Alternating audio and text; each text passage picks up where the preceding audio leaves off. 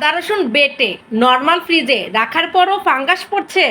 এটিস follow করে আদা রসুন বাটা ফ্রিজে রাখলে আর ফাঙ্গাস পড়বে না। যখন অনেকগুলো পেঁয়াজ একসাথে কাটা হয়, ঘরের মানুষের চোখ দিয়ে শুধু পানি পড়তে থাকে। আপনাদের বাসায়ও কি এরকম হয়? এক গরমে রান্নাঘরে কাজ করার আগে এক গ্লাস ঠান্ডা লেবু শরবত খেয়ে শরীরটাকে ঠান্ডা করে নেবেন। লেবুতে প্রচুর ভিটামিন সি আছে, যা শরীরের জন্য খুবই উপকারী। এটি রোগ প্রতিরোধ ক্ষমতা বাড়ায়, ঠান্ডা কাশি কমাতে সাহায্য করে এবং ত্বক ভালো রাখে। প্রিয় দর্শক, একটা কথা মনে রাখবেন, গরম পানি বা বেশি তাপে লেবু শরবত বানালে ভিটামিন সি নষ্ট হয়ে যায়। তাই গরম পানিতে লেবুর শরবত বানানোর দরকার নাই। লেবুর শরবত নর্মাল পানি বা ঠান্ডা পানি দিয়ে খেলে শরীর যেমন ঠান্ডা হয়, ঠিক তেমনি ভিটামিন সি এর ঘাটতি পূরণ হয়। আসসালামু আলাইকুম। যে যেখানে আছেন আশা করি আল্লাহর রহমতে ভালো আছেন। আমিও আল্লাহর রহমতে ভালো আছি। সবার জীবন সুন্দর হোক, শান্তি ও ভালোবাসায় ভরে উঠুক সকলের জীবন। প্রতিটি দিন হোক নতুন আশার আলোয় আলোকিত। একটা কথা আমাদের মনে রাখতে হবে, সুখে দুঃখে সবাই একে অপরের পাশে থাকতে হবে। আমি যে এখানে লেবু শরবত বানিয়েছি, আমি লেবুর শরবতে নর্মাল এবং ঠান্ডা পানি মিলিয়ে দিয়েছি। তারপর আমি 1 চামচ চিনি দিয়েছি এবং সামান্য একটু লবণ দিয়েছি। অনেকে শরবতে লবণ দেয় না, আমি শরবত এবং যে কোনো মিষ্টি জিনিসে সামান্য একটু লবণ দেই। লবণ দিলে মিষ্টির স্বাদটা পাওয়া যায়।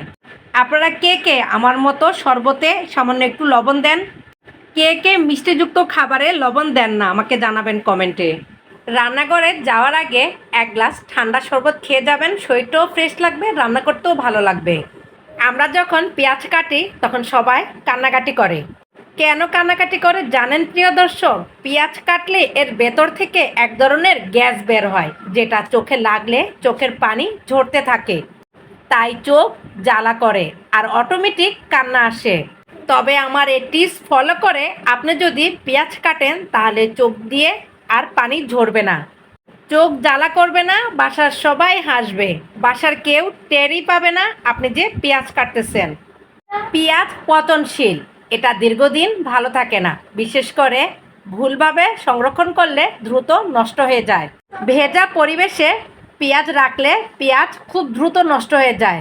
প্রিয় দর্শক, আমি আজকে এ পরিমাণ পেঁয়াজ কাটবো, তাই আমি একটা পলিথিনে করে ফ্রিজে রেখে দিচ্ছি। নর্মালে ফ্রিজে আমি রাখছি পেঁয়াজ কাটার 20 মিনিট আগে। আপনারা ইচ্ছে করলে একটি কাগজের ব্যাগে বা জিপ বক্সে ভরেও নর্মাল ফ্রিজে রাখতে পারেন। আমি 20 মিনিট পর আবার ফিরে এসেছি। আমি 20 মিনিট পর নর্মাল ফ্রিজ থেকে পলিথিনটা নামিয়ে নিচ্ছি। ফ্রিজ থেকে নামিয়ে পেঁয়াজ কাটলে চোখ জ্বালা করে কম, অনেক সময় চোখ জ্বালা করে না। চোখ জ্বালা না করার কারণ হলো ঠান্ডা তাপমাত্রায় পেঁয়াজের ভেতরে রাসায়নিক বিক্রিয়া ধীর হয়ে যায়, তাই চোখে জ্বালা করার মতো গ্যাস কম তৈরি হয়। ঠান্ডা পেঁয়াজ একটু শক্ত থাকে, তাই কাটার সময় কোষ ভাঙ্গা কম হয়, ফলে গ্যাসও কম বের হয়। তাই প্রিয় দর্শক, পেঁয়াজ কাটার আগে পেঁয়াজ ফ্রিজে রেখে দিবেন, ফ্রিজ থেকে নামিয়ে পেঁয়াজ কাটবেন, চোখে জ্বালা করবে কম।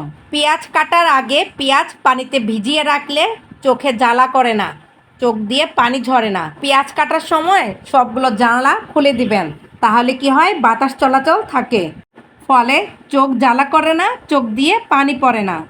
এই টিপসগুলো ফলো করে পেঁয়াজ কাটলে আশা করি আর চোখ জ্বালা করবে না, চোখ দিয়ে আর পানি ঝরবে না। ফলে পেঁয়াজ কাটার সময় প্রিয় দর্শক আপনার বাসার কেউ টেরই পাবে না। ফ্রিজে আদা রসুন বাটা রাখার পরও ফাঙ্গাস পড়ছে? আজকে থেকে আদা রসুন বাটায় আর ফাঙ্গাস হবে না। ফ্রিজের ঠান্ডা গরম পরিবর্তনের কারণে পানি জমে, এতে ছত্রাক বাড়ে। খোলা বা ভেজা কন্টেনারে রাখলে বাতাসে আর্দ্রতা ঢুকে যায়, ফলে আদা রসুন বাটায় ফাঙ্গাস হয়। এই টিপস ফলো করে আদা রসুন রাখলে আপনার আদা রসুন দীর্ঘদিন ভালো থাকবে এবং ফ্রেশ থাকবে। আমার এই ভিডিওটি দেখতে দেখতে কমেন্টে জানিয়ে দিন কে কোথা থেকে আমার ভিডিও দেখছেন। প্রিয় দর্শক, আপনারা কিভাবে আদা রসুন সংরক্ষণ করে রাখেন এবং কি পদ্ধতি অবলম্বন করে আপনারা আদা রসুন দীর্ঘদিন সতেজ রাখেন এবং ভালো রাখেন আমাকে কমেন্টে জানাবেন। আমার এই ভিডিওটি যদি আপনাদের কাছে ভালো লেগে থাকে, লাইক কমেন্ট শেয়ার করে পাশে থাকবেন। আপনাদের এক একটা কমেন্ট আমার জন্য খুবই মূল্যবান এবং গুরুত্বপূর্ণ। আমার এই ভিডিওটি যদি আপনাদের উপকারে আসে শেয়ার করে দিবেন এবং অন্যকে দেখার সুযোগ করে দিবেন যাতে অন্যরাও উপকৃত হয়। আমি আদা রসুন অল্প দিনের জন্য করেছি এবং ব্লেন্ডারে ব্লেন্ড করেছি। ব্লেন্ডারে ব্লেন্ড করলে পানি পানি হয়ে যায়। আদা রসুন পাটায় বেটে নিলে ব্লেন্ডারের মতো পানি পানি হয় না। আমি আদা রসুন দীর্ঘদিন ভালো রাখার জন্য আদা রসুন বাটায় 1 চামচ লবণ দিয়েছি। আমি লবণ আদা রসুন বাটার সাথে ভালো করে মিশিয়ে নিচ্ছি। তারপর আমি 1 চামচ এর মধ্যে সয়াবিন তেল দিব। এতে আদা রসুন বাটায় আর ফাঙ্গাস হবে না। আদা রসুন বাটা দীর্ঘদিন ভালো থাকবে এবং ফ্রেশ থাকবে। আমি এখন আদা রসুন বাটায় সয়াবিন তেল দিয়েছি 1 চামচ। এখন আমি এই সয়াবিন তেল আদা রসুন বাটার সাথে ভালো করে মিশিয়ে নিচ্ছি। রান্নাঘরের ছোট ছোট এই টিপসগুলো আমাদের দৈনন্দিন কাজকে অনেক সহজ ও ঝামেলামুক্ত করে তোলে। সঠিকভাবে আদা রসুন সংরক্ষণ করতে পারলে খাবারের স্বাদ যেমন বাড়ে তেমনি সময় ও পরিশ্রমও বাঁচে। তাই আমরা যদি এই কার্যকরী টিপসগুলো নিয়মিত অনুসরণ করি তাহলে আমাদের রান্নাঘরে কাজ হবে অনেক সহজ ও সুন্দর। আজকের জন্য বিদায় নিচ্ছি। নতুন দিনে নতুন ভিডিও নিয়ে হাজির হব আপনাদের মাঝে। এতক্ষণ ধৈর্য ধরে স্কিপ না করে আমার পুরো ভিডিও দেখার জন্য সকলকে অসংখ্য ধন্যবাদ। সকলের জন্য রইল অনেক অনেক দোয়া, অনেক অনেক ভালোবাসা। সবাই ভালো থাকবেন, সুস্থ থাকবেন। আল্লাহ হাফেজ। আসসালামু আলাইকুম ওয়া রাহমাতুল্লাহি ওয়া বারাকাতুহু।